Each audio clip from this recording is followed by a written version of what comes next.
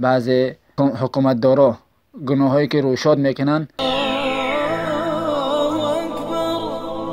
برادر حافظ ناصری میگفتید توبه کی کرده شود و توبه چی شرایط دارد و علامت قبولیت توبه چی است؟ خب برادر عزیز مهربان، توبه کی کرده شود؟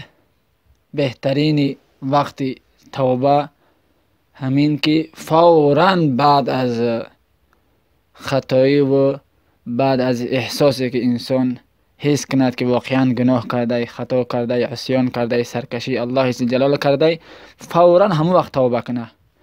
چون که اعتماد بر زندگی نیست، هیچ باوری نیست که زندگی کی تمام می شود. برای همین هیچ وقت تأخیر کردن در توبه درست نیست.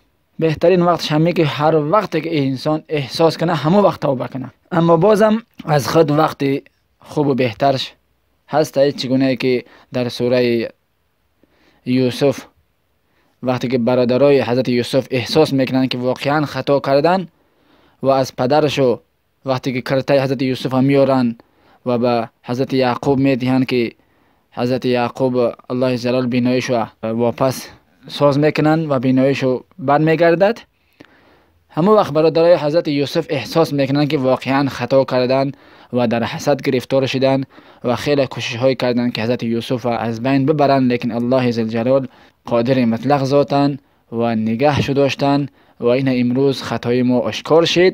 بنابراین همین روز همون وقت ساعت برادرای حضرت یوسف از پدرش و حضرت یعقوب علیه السلام طلب کردن که از الله جلال طلب بخشش عفو و درگذری ایشان طلب کنن.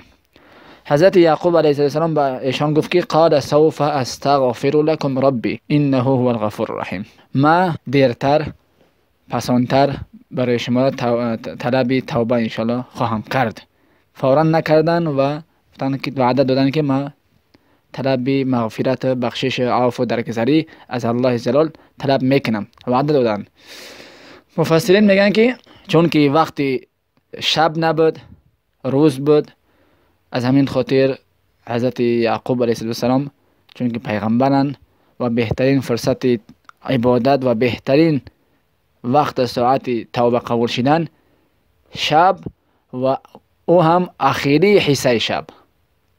یعنی شب اگر 3 حصه کنی 10 ساعت باشه، اگر تقسیم 6 کنی تقریبا 3.5 ساعتی، 3.5 ساعت یکم شب نه که از نماز مغرب سر می شود، دیم 3.5 ساعت مابین شب نه بلکه آخری 3.5 ساعت شب، آخری شب توبه و عبادت تهجد همه چیز قبول می شود.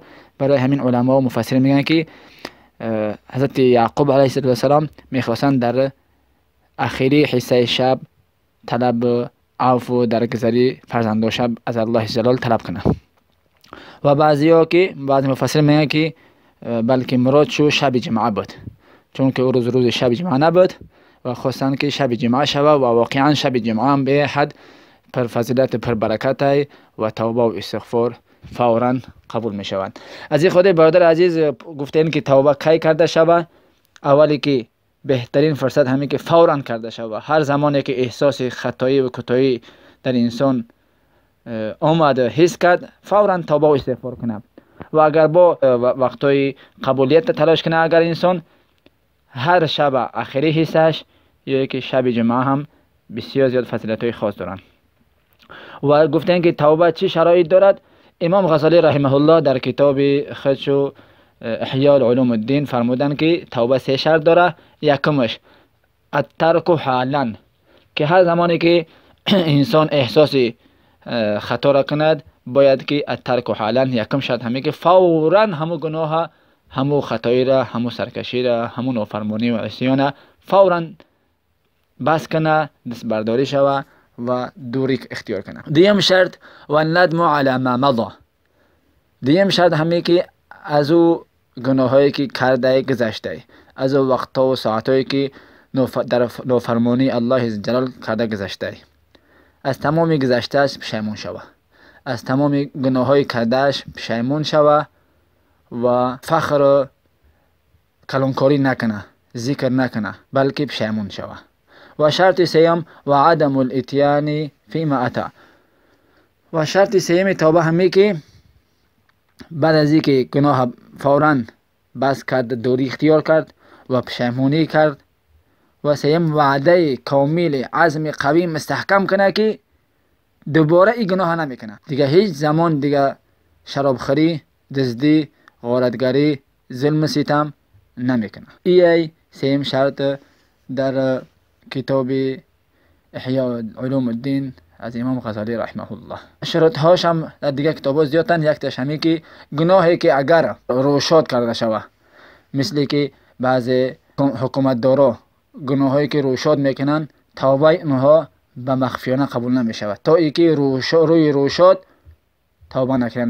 مثلا ای که شخصی که در شبکه های اینترنتی اومده یگان سخن کفر و گپ کفر میگه، توبه او فقط پنهانی قبول نمیشود، بلکه دوباره در همون جا و مقامی که اومده همین گپ کفر گفته، در همون جا و مقام که است روی روشاد به اعلان و به همه رسوندن همی که ما از سخن گفتگیم خطا بود، توبه میکنم و واقعا خطا کردن گفته. یعنی که در هر گناهی روشاد توبهش هم باید روشاد باشه. گناهی که مخفی باشه و مخفی پنهانی کردگی باشه، توبه او به مخفی و پنهانی قبول میشود. و برادر گفتن که علامت قبولیت توبه چیست؟ علامت قبولیت توبه همینه که دیگه بعد از توبه دل شما اصلا رغبت به همون گناه نمیکنه. شما دیگه از همون گناه قد خوک شما میبینین و طرف همون گناه اصلا میل، خواهش، تصورات نمیکنین، ندارین.